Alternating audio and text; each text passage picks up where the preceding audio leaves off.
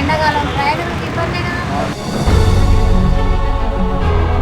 कोई बीपी आता, कोई चक्कर आता, क्या है उसका? वो देखभाल है। रेवंत रेड्डी अपनी जगह बैठ के अपना कमा लिया, जो खूब कर लिया, खत्म। अच्छा है। कांग्रेस समझते अपन, कांग्रेस हमेशा के लिए रहता नहीं बोलते नहीं, लेकिन ये मार्केट मर जाना मार।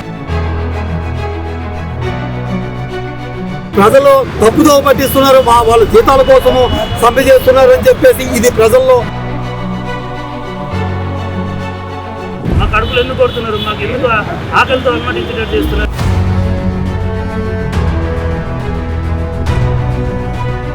ఈ ఇల్లు మాది, 20 సంవత్సరాల నుంచి ఇంట్లో ఉన్నావండి, 20 సంవత్సరాలు అయినాక నువ్వు బొమ్మంటే ఎట్లా? మాకు ఉద్యోగాలు ఉన్నాయా పోయినాయా? అధికారంలోకి వచ్చే ముందు కాంగ్రెస్ గవర్నమెంట్ ఆర్టీసీ కార్మికులకి రకరకాల హామీలు ఇచ్చింది. ప్రధానంగా ఆర్టీసీని గవర్నమెంట్లో విలీనం చేయడంతో పాటు ఎరియర్స్ పెంపు, అట్లాగే గుర్తింపు సంఘాల పునరుద్ధరణ, ఇట్లాంటి రకరకాల హామీలు ఇచ్చింది. గవర్నమెంట్ వచ్చిన 100 రోజుల్లోనే ఈ హామీలన్నీ నెరవేరుస్తామని చెప్పిన 2.5 సంవత్సరాలు, దాదాపు 2.5 సంవత్సరాలు పూర్తవుతున్నప్పటికీ ఇప్పటి వరకు ఆ హామీల గురించి ఎలాంటి ప్రస్తావన లేదు. కనీసం ఆ హామీలు ఎప్పటిలోగా పరిష్కరిస్తామన్న హామీ కూడా అసలు లేదు. అంతేకాదు సమ్మె నోటీస్ ఇచ్చిన 41 రోజుల తర్వాత వాళ్ళని చర్చలకు పిలిచింది. ఆ చర్చలు కూడా విఫలం అవడంతో ఆర్టీసీ కార్మికులు సమ్మెకు దిగారు. అసలు ఒకసారి చూద్దాం వాళ్ళ బాధలేంటి, వాళ్ళ కష్టాలేంటి, వాళ్ళకి గవర్నమెంట్ ఇచ్చిన హామీలేంటి, ఎందుకు వాళ్ళు సమ్మెకు దిగారు, సమ్మె వల్ల జనాలకు ఎట్లాంటి ఇబ్బందులు అవుతున్నాయి, ఇవన్నీ ఒకసారి చూద్దాం. వాళ్ళ అభిప్రాయాలు ఏంటో తెలుసుకుందాం. విలీన ప్రక్రియ అనేది లాస్ట్ గవర్నమెంట్ ప్రకటించింది. అసలు అప్పుడు ఏమన్నా స్టార్ట్ అయిందా అసలు విలీన ప్రక్రియ? 100%. గత ముఖ్యమంత్రి అన్నప్పుడు విలీన ప్రక్రియ 90% చేసిపోయింది. ఇప్పుడు వీళ్ళు కమిటీ అని చెప్పి అంటున్నారు, కానీ ఆల్రెడీ దానికి కావాల్సిన పేపర్లు, కాగితాలన్నీ వీళ్ళ దగ్గర ఉన్నాయి. ఈ ప్రభుత్వం దగ్గర 90% అయిపోయింది. ఓన్లీ అపాయింట్మెంట్ డేట్ మేము ఈ రోజు నుంచి రెగ్యులర్ చేస్తామంటే అయిపోతుంది. అసెంబ్లీలో బిల్లు పాస్ అయింది, గవర్నర్ దగ్గర బిల్లు పాస్ అయింది, అన్ని పాస్ అయినాయి. ఓన్లీ డేట్ ఇస్తే అయిపోతుంది. ఈ డేట్ ఇవ్వడానికి ఎందుకు 2 సంవత్సరాల నుంచి కాలయాపన చేస్తున్నారు? మరి ఇంకెప్పుడు ఇస్తారు? మాకు ఎప్పుడు నమ్మకం కలగాలి? ప్రభుత్వం స్టార్ట్ అయిన కొత్తనే అడిగితే మేము ఇప్పుడే ప్రభుత్వం స్టార్ట్ అయింది, కొద్దిగా సర్దుకోనియండి, మా దగ్గర ఆర్థికంగా జర వెనుకబడి ఉన్నాం మన రాష్ట్రం అని అది చెప్పింది. మరి ఇప్పుడు 2.5 సంవత్సరాలైనా ఇంకా అతిగతి లేకుండా మాకు ఎలాంటి స్వస్థత రాకపోతే మేము ఏం చేయాలి? మీరు పెట్టినదే కదా. గత ప్రభుత్వం 90% చేసింది, ఓన్లీ 10% మీరు డేట్ ఇస్తే అయిపోయేదానికి ఎందుకు ఇంత కాలయాపన చేస్తున్నారు? కార్మికులను ఎందుకు నష్టం చేస్తున్నారు? మా కడుపులు ఎందుకు కొడుతున్నారు? మాకు ఎందుకు ఆకలితో అనుమతించేటట్టు చేస్తున్నారని రేవంత్ అన్న గారికి విజ్ఞప్తి చేస్తున్నారు. నిన్న జరిగిన చర్చల్లో ఏం జరిగింది అంటే మీరు పెట్టిన డిమాండ్ ఏంటి, వాళ్ళు ఎన్ని డిమాండ్లు పెట్టారు, వాళ్ళు ఎన్నిటికి యాక్సెప్టెన్సీ ఇచ్చారు, ఎన్ని చూద్దామన్నట్టు అన్నారు. దేనికి ఆ సమ్మె ఏడికి వాళ్ళు ఒప్పుకోకపోవడంతో ఈ సమస్య 32 డిమాండ్లు మా జేఏసీ నాయకులు పెట్టింది. దాంట్లో ప్రధానమైనది ఆర్టీసీని విలీనం చేయండి ఒకటి, రెండవది యూనియన్లకు పునరార్థించి ఎలక్షన్లు పెట్టమని ఒకటి, మూడవది PRCలు 2 PRCలు పెండింగ్ ఉన్నాయి 2021, 2025. ఈ 3 ప్రధానమైన డిమాండ్ పెట్టాం. మిగతా డిమాండ్లన్నీ ఓకే, కానీ ఆ 2-3 మాత్రం మేము చేయమని ఆ ట్రాన్స్పోర్ట్ మినిస్టర్ గారు చెప్తున్నారు. కానీ ప్రధానమైన డిమాండ్లు ఇచ్చిపెట్టి చిన్న డిమాండ్లు చేయడం అనేది కరెక్ట్ కాదని మా జేఏసీ నాయకులు, మేము కార్మికులమంతా రాష్ట్రం అంతా మొత్తం ఏకమై కూర్చున్నాం. సమ్మె చేసేది కంటిన్యూ అని చెప్పి మేము కంటిన్యూ చేస్తాం. నేను ఈ రోజున మా రవాణా శాఖ మంత్రి గారు కానీ మమ్మల్ని సమ్మె తప్పుదోవ పట్టిస్తున్నారు. అది యాక్చువల్గా మేము సమ్మె చేస్తుంది మెయిన్ పాయింట్ ఏంటంటే ప్రజా రవాణా వ్యవస్థని తెలంగాణలో ప్రజానికానికి దూరం చేస్తున్నారు. ఏవైతే ఈవీ బస్సులు ఉన్నాయో ఆ ఈవీ బస్సులు సబ్సిడీ 36 లక్షల రూపాయలు సబ్సిడీ మీద ఆ బస్సులను ప్రవేశపెట్టి మా ఇంటిలో మా జాగాలో ఛార్జింగ్లు పెట్టి మమ్మల్ని 20 సంవత్సరాల నుంచి ఇదే డిపోలో పనిచేస్తున్నాను, మమ్మల్ని కరీంనగర్ పోతావా, హైదరాబాద్ రోజున పోతావా అని చెప్పి, మీకు కొలువులు లేవు ఇక్కడ, ఓన్లీ కండక్టర్గా మారుతావా అని డ్రైవర్లని బెదిరించి అక్కడ పంపిస్తున్నారు. మరి నువ్వు ఏ ఒక్క కార్మికుడు కూడా నష్టపోడు అని చెప్పి ప్రధాన రవాణా మంత్రి గారు ఏదైతే స్టేట్మెంట్ ఇస్తున్నారో ఆ ఈవీ బస్సుల్ని మేము కొనమంటున్నాం. ఈరోజు అదే బస్సులు ఈవీ బస్సులు మీరు కొంటే అదే బస్సు మీద ఈ రోజున నిరుద్యోగ యువతకి 2 డ్రైవర్లు, 2 కండక్టర్లు, 1 శ్రామికు అందరికీ కూడా ఉపాధి అవకాశాలు కల్పించబడతాయి. ప్రజలు ఇబ్బంది పడుతున్నారని మాకు బాధగానే ఉంది. ఇప్పుడు ఏమనంటే మాకు ఒక రేషన్ కార్డు లేదు, ఒక ఆరోగ్యశ్రీ లేదు, తర్వాత మా కుటుంబానికి మమ్మల్ని కనీ పెంచిన తల్లిదండ్రులకి ఈరోజు తార్నాకల్లో సూపర్ స్పెషాలిటీ హాస్పిటల్కి కానీ రిఫర్ చేయడం కానీ ఏమీ లేవు. ఇప్పుడు మా తల్లిదండ్రులకి అనారోగ్యంగా ఉంటే 2 లక్షల రూపాయలు ఖర్చు అవుతుంది బయట ఎక్కడికి పోయినా. అటువంటి మెడికల్ స్పెషాలిటీ కూడా మాకు లేదు. మేము మెయిన్ డిమాండ్ మాకు ప్రభుత్వంలో విలీనం చేసి అపాయింట్ ప్రకటించి ఏదైతే ఎలక్ట్రికల్ బస్సులు ఉన్నాయో అవి మీరే కొనండి.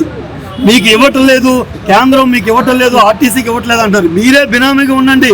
ఎవరికో ఎలక్ట్రోకి జేబీఎంకి రోజు కిలోమీటర్కి 50 రూపాయలు చొప్పున ఒక షిఫ్ట్లో 150 కిలోమీటర్లు తిరిగితే రోజుకి 15,000 రూపాయలు అద్దె చెల్లిస్తున్నారు. ఈ ఇల్లు మాది 20 సంవత్సరాల నుంచి ఈ ఇంట్లో ఉన్నామండి. 20 సంవత్సరాలు అయినాక నువ్వు బొమ్మంటే ఎట్లా? ఇప్పుడు మీరు కిరాయికి రెంట్కి ఇచ్చిన వాళ్ళు కూడా ఒక 3 నెలలు 4 నెలలు టైం ఇచ్చినాకే పంపిస్తారు. మీరు పోతారా పోరా 15వ తారీఖు లోపు ఆప్షన్ ఇవ్వండి అంటే ఏంది సార్?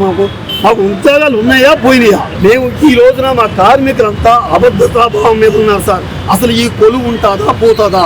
మా పిల్లలకి మా పిల్లల్ని మేము చదివించుకోగలుగుతామా చదివించుకోలేమా? 2021-25 పే స్కేలు 9 సంవత్సరాలు అయింది సార్. పే స్కేల్ లేదు. ఆ గత ప్రభుత్వం మోసం చేసింది. ఆ ప్రభుత్వాన్ని అడ్డం పెట్టుకొని మీరు మా చేత ఓట్లు వేయించుకున్నారు. ఒక్కొక్క కండక్టరు ఒక్కొక్క డ్రైవరు 1000 మందితో సమానం అన్నారు గత ముఖ్యమంత్రి కేసీఆర్ గారు. మేమంతా ప్రచారం చేసాం, రేవంత్ అన్న వస్తే మాకు అంత న్యాయం జరుగుతుంది, మా డిమాండ్లు పరిష్కరిస్తారని ఓట్లు వేసుకున్నారు, గెలిపించుకున్నారు. ఒక్క కార్మికుల పునరుద్ధరణ ఇది మీరు ఇప్పుడు మా మంత్రి గారు కానీ మా ఎండీ గారు కానీ ఒక మాట అంటున్నారు, ఆర్థిక అంశాలు అంటున్నారు. అయ్యా కార్మికుల పునరుద్ధరణ ఆర్థిక అంశమా? మీరు మా దాంట్లో మీరు వెల్ఫేర్ బోర్డు వెల్ఫేర్ బోర్డులు పెట్టారు. వెల్ఫేర్ బోర్డులు ఎవరు సార్? మేనేజ్మెంట్ ఎన్నుకోబడ్డ వాళ్ళు. మేనేజ్మెంట్ ఎన్నుకోబడ్డ వాళ్ళు కార్మికులకు న్యాయం జరిగిద్దా? జరగదు. మేము ఇమీడియట్గా మీ ద్వారా మేము తెలియజేసేది మేము డిమాండ్లు వెంబడే మా కార్మికుల పునరుద్ధరణ జరగాల. ఈ నెల పునరుద్ధరణ జరగాల. 2021-25 పే స్కేల్ ఇంప్లిమెంట్ చేయాలా. ఏదైతే ఈవీ బస్సులు ఉన్నాయో ఆ ఈవీ బస్సులో మా సంస్థలో మా ఇంటిలో ఉంచి మేమే నడపాలి. ఇది భావి తరాలకి మీకు ఉపాధి కల్పించాలి.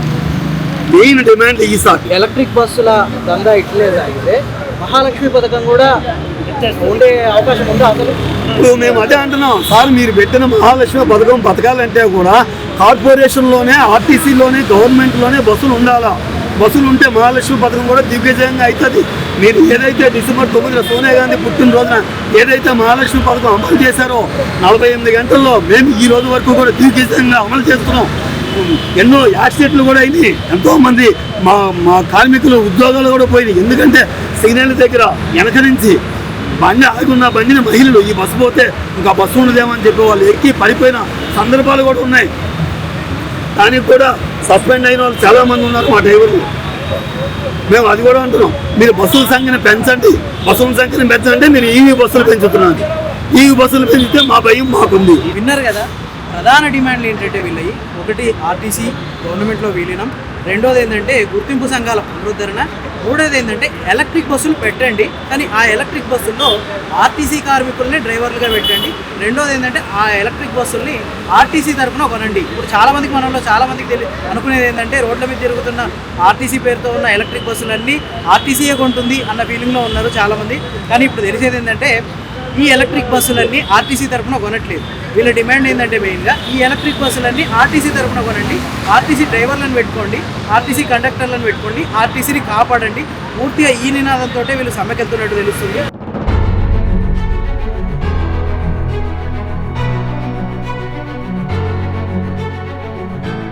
అరగంట ఆర్టీసీ బస్ స్టాప్ దగ్గర ఉన్నాం.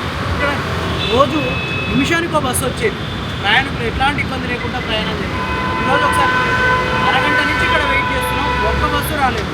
ఏమున్నా ఆర్టీసీలో నడిచే ఎలక్ట్రిక్ బస్సులు మాత్రమే రోడ్ల మీద తిరుగుతున్నాయి. అది కూడా ఎందుకంటే ఎలక్ట్రిక్ బస్సులు ఏవి ఆర్టీసీవి కాదు, అవన్నీ ప్రైవేట్ నుంచి తీసుకొని ఆర్టీసీలో నడుపుతున్నాయి. కాబట్టి ఓన్లీ ఎలక్ట్రిక్ బస్సులు మాత్రమే, అది కూడా అరగంటకో గంటకో ఒకటి వస్తుంది.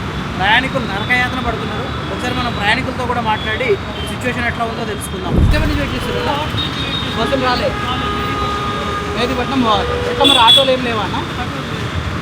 ఎంత అడుగుతున్నారు అన్న ఆటో అడిగితే? బస్సు అయితే ఎంత ఉండేదన్న? ఇబ్బంది పడుతున్నారు అయితే బాగా. ఎక్కడికి వెళ్ళాలన్నా మీరు? ఎంతసేపు నుంచి వెయిట్ చేస్తున్నారు? ఒక బస్సు కూడా రాలేదు. ఒక బస్సు కూడా రాదు. ఎట్లా ఆటోలు మరి ఆటోలు లేవా అన్న? ఆటోలు ఎట్లా? ఆటోలో పోతే డబ్బులు ఎక్కువ అవుతుంది, బస్సులో పోవాలి. మన రేవంత్ రెడ్డి అట్లా బస్సు లేడీస్కి ఫ్రీ చేసి ప్రయాణికులకు ఇబ్బంది ఉంది. అయితే రేవంత్ రెడ్డి ఏదో ఒకటి సమస్య పరిష్కారం చేయాలి కదా. అందరికి మాకు ఎంత ఇబ్బంది ఉంది. ఫ్రీ బస్ పెట్టింది కదా మా మంచిగా. ఇప్పుడు మేము ఫ్రీ బస్కి వచ్చినాం. బస్ కొన్నాయితే పైసలు ఇచ్చేది వచ్చింది. ఎంత ఇబ్బంది అవుతుంది. ప్రతి స్టాప్లో దిగాల్సి వస్తుంది సరిగా లేక, ఆటోలు లేక, బస్సులు లేక ఇబ్బంది అవుతుంది. ఎక్కడి నుంచి వచ్చినాం? జైరాబాద్ నుంచి వచ్చినాం. ఎట్లా బస్కే వచ్చిరా లేదు లేదు వేరే కర్ణాటక బస్సు వచ్చిన వేరే వాళ్ళు లేదు కదా తెలంగాణ బస్సు. ఆ బస్సు కూడా బస్ స్టాండ్లో రానికుండా అడ్డం పడుతున్నారు. ఓకే ఓకే ఓకే వచ్చి పరిగెత్తుకుంటా హైవే మీద ఎక్కినాం. ఇంకా ఇబ్బంది అవుతుంది ప్రయాణికులకి. ఏదో ఒకటి సమస్య తొందరగా పరిష్కారం చేయాలి. ఎండాకాలం ప్రయాణికులకి ఇబ్బందే కదా. ఏదో కొంచెమన్నా పెంచో లేదు దానికి ఏమన్నా సమాధానం చెప్పాలి. అయితేనే వాళ్ళు విరమిస్తారు. ప్రతి ఒక్కళ్ళు ధర్నాలే నడుస్తుంది.